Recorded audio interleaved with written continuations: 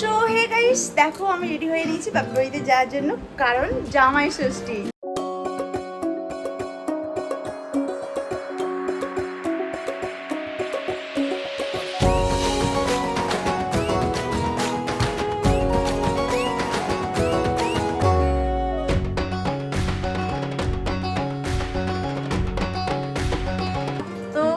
খুব আনন্দ লাগছে যাবো জামাই ষষ্ঠীতে। আর যেহেতু বছরে একবার আসে, তো এটা সব প্রত্যেকটা মেয়েরই একটা আনন্দের জিনিস, তাই না? কি হয়েছে বলো, তোমার কি বক্তব্য বলো? মামা যাবে বলো। ওর মামা যাবে বলে বিশাল আনন্দ হচ্ছে। কি দেখছো? আর যেহেতু আমরা অনেক সকালবেলা বেরিয়েছিলাম, বাস আসতে খুব লেট করছিল, তার জন্য আমরা দেরি না করে গাড়ি বুক করে নিলাম। আর তোমরা রাস্তাঘাট থেকে বুঝতেই পারছো সেই রকম কিন্তু রাস্তাঘাটে লোক দেখা যাচ্ছে না। আর এখানের গাছগুলো দেখো কত সুন্দর লাগছে, তাই না? আর আমরা ধর্মতলায় চলে এসেছি, তোমরা দেখে বুঝতেই পারছো যে আমরা কতটা সকালবেলা বেরিয়েছিলাম। সেরকম কিন্তু বাস ছিল না। আমরা এসে গেছি, কিন্তু রাস্তায় এখন প্রচন্ড ফাঁকা। বাস বেরিয়ে গেছে, 7টার বাসটা। দেখা যায় এবার কটার বাসটা আসে।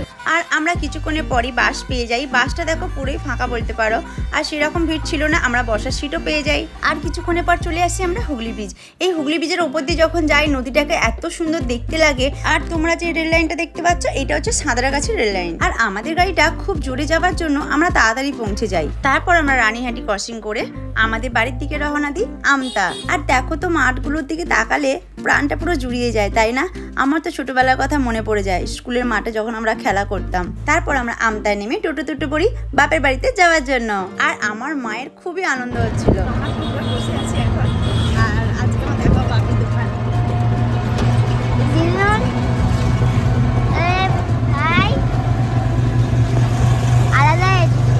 তো দেখো ফাইনালি চলে এসেছি, আর আমার ছেলের আনন্দ দেখো। বাপরে, কি বাবা চিনতে পারছো? তো চলে এসেছি আমি বাপের বাড়িতে আগে থেকে জামা ষষ্ঠী খাওয়ার জন্য। তো এখন দেখো 4:47 বাজে, আর আমরা রেডি হয়ে গেছি মাছের আড়তে মাছ কিনতে যাওয়ার জন্য। তো চলো আড়তে গিয়ে দেখা হচ্ছে। এখানে আমার বাপি রেডি হয়ে গেছে আমার জন্য। চলো।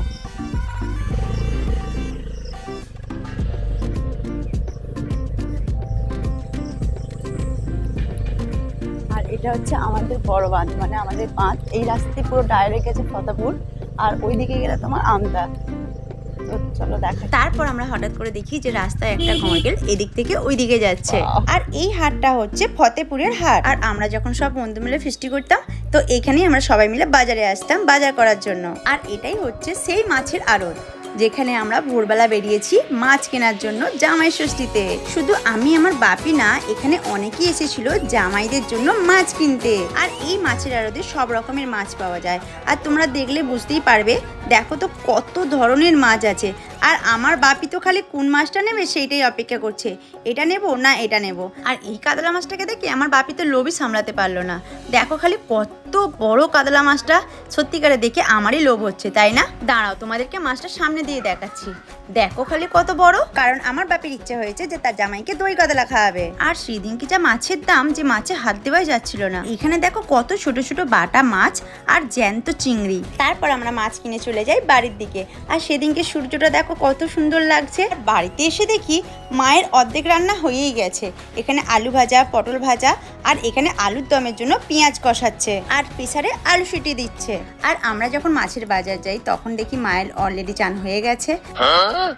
আমার মা পুরো রেডি। তো দেখো আমার মা রান্না শুরু করে দিয়েছে, আর চাও হয়ে গেছে।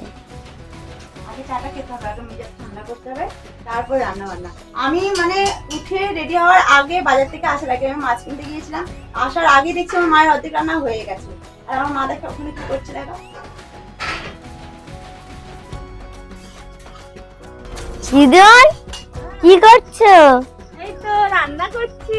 আর সেই দিনকে আমার ছিল সাত সকালবেলা উঠে আর ও দিদুনকে ছাড়ে না, দিদুনের কোলে বসে বসেও রান্না করবে। তো দেখো আমি রেডি হয়ে গেছি তাড়াতাড়ি, কারণ সবাই চলে আসবে। আর অনেক রান্না বান্নাও আছে, আমার মায়ের ওপর প্রচুর চাপ পড়ে যাচ্ছে। তো তাই জন্য আমি রেডি হয়ে গেছি মাকে একটু হেল্প করার জন্য। আর আমাকে কেমন লাগছে? তো দেখো আজকে হচ্ছে জামাই ষষ্ঠী, ষষ্ঠীর দিনকে আর একটা নতুন জিনিস তোমাদেরকে দেখাবো। আমাদের এখানে গাছে একটা পাখিতে বাসা বেঁধেছে, বুলবুল পাখি। 2টো ডিম পেড়েছে, দেখো কালকে ছিল 2টো ডিম পেড়েছে, আজকে দেখি। আর এমনভাবে লেবু গাছে বাসা বেঁধেছে যে ভালোভাবে দেখাই যাচ্ছে না বাসাটা। আমি ভাবছি ওরা ঢুকছে বেরোচ্ছে কিভাবে। দেখো কত ছোট্ট আর কি সুন্দর 2টো ডিম দিয়েছে, তাই না? আর এদের ডিমগুলো কিরম ছাপা ছাপা, তাই না? তো 9টা বেজে গেছে, এবার হয়তো ওরা চলে আসবে, এখনো কেউ আসেনি, জানি না ওরা কখন আসে। কই দেখি আরিয়ান, ও আরিয়ান। তারপরে এখানে আমরা ছোট মাসিরা সবাই চলে আসে। এই যে দেখতে পাচ্ছেন চলে এসেছে। মামা কি করছো? একটু ফল কাটছি। ও মামা জামাইয়ের জন্য এত কিছু ফল। আর সেদিনকে তরমুজটা ছিল খুবই সুন্দর, দেখো কত সুন্দর লাল। আমার প্রায় অর্ধেক ফল কাটা হয়েই গিয়েছিল। আর তরমুজটা ছিল এত ভারী যে আমি কিছুতেই হাতে করে ধরে কাটতেই পারছিলাম না, অনেক চেষ্টা করছিলাম, এতটাই ভারী ছিল। তারপরে শেষে কি হলো দেখো, তরমুজ কাটতে গিয়ে আমি শেষ পর্যন্ত বটিটাই খুলে ফেললাম। আর এটা হচ্ছিল বাঁধাকপি ডাঁটা আর মাছের মাথা দিয়ে চচ্চড়ি। আজকে আমাদের বিশেষ অতিথিদেরকে দেখাচ্ছি। এই হচ্ছে আমার ছোট মেশো আর ছোট মাসি, আর এই হচ্ছে জামাই।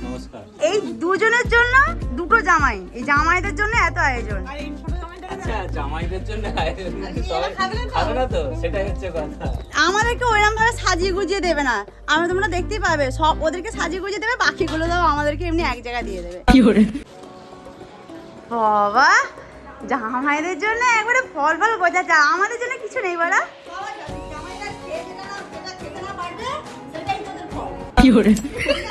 দেখলে কি বললাম বলো তো, ওদের জন্য সব কিছু, ওরা না খেতে পারলে তারপরে আমরা। আর ওদের বাড়িতে কই আমাদেরকে তো এইভাবে যত্ন করে না বলো, এটা কিন্তু ঠিক না। তারপরে আমার মা এক এক করে মিষ্টি সাজিয়ে নিচ্ছে, আর ফলারগুলো দেখেছো কত সুন্দরভাবে সাজিয়েছে। এরপর আমার ছেলে এসে যায়, আর আমার ছেলে বসে যায় মিষ্টির প্লেটগুলো নিয়ে মিষ্টি খাওয়ার জন্য। দেখে মনে হচ্ছে কতই না কি খাবে। আর সেদিনকে ও প্রচণ্ড বায়না করছিল, ফলের প্লেট দেখে, মিষ্টির প্লেট দেখে, শুধু এটা খাবো ওটা খাবো, কিন্তু কিছুই খাচ্ছিল না। তারপরে চলে আসে মেজো মাসিরা, কারণ মেজো মাসি সবার প্রথমে আসে। সেদিনকে ওদের আসতে অনেকটাই লেট হয়ে যায়, প্রায় অনেকটাই লেট। উঠে গেলি মামার কে কোলে? লক করছে? কারণ আমি ওকে সেদিনকে দায়িত্ব দিয়েছিলাম পুরো ক্যামেরা করার জন্য, কারণ আমার সময় হবে না ঠিক মতো ভাবে। আমি ওকে বলেছিলাম যেহেতু আমি রান্নার দিকে থাকবো, খাবার দাবার গোছানোর দিকে থাকবো, তুই একটু ক্যামেরা করিস। আর আমার মা এখানে জামাইকে ফলার ধরে দেয়। দেখো আমাদেরকে কেউ খাওয়ার জন্য বলবে না, ঠিক আছে, আমি জানি, ওই জন্য জামাইদের জন্য আয়োজন করেছে, ঠিক আছে। এই যে ফলগুলো, আর আমাদের মেয়েদের জন্য এইটুকুনি। এটা হচ্ছে আমি পেঁয়াজ আমার পুরো মাছ ফাছগুলো, ওগুলো আমরা খাবো। এটা অল্প করে আয়োজন করে দিই। হ্যাঁ এরাও খাবে, এরা আমার দাদাগুলোও খাবে। কি সুন্দর লাগছে, তিনজনকে দেখো বসেছে। আর এখানে জামাইরা ফলার করা শুরু করে দেয়, আর আমরাও এখানে ফলার করে নিই। অনেকদিন পর সবাই আমরা একসঙ্গে হয়েছি, তাই আমাদের গল্পটা শেষ নেই। আর এখানে আমার মায়ের রান্না কমপ্লিট, আমার মা খাবারের জন্য সবাইকে ডাকে। আর এখানে আমার মা বানিয়েছে পটল ভাজা, মাছের মাথা দিয়ে বাঁধাকপি চচ্চড়ি, দই কাতলা, আলু ভাজা, ভাত, মাংস কষা আর চাটনি। আর এখানে আমার মা মেশোকে আর তার জামাইকে ভাত ধরে দেয়।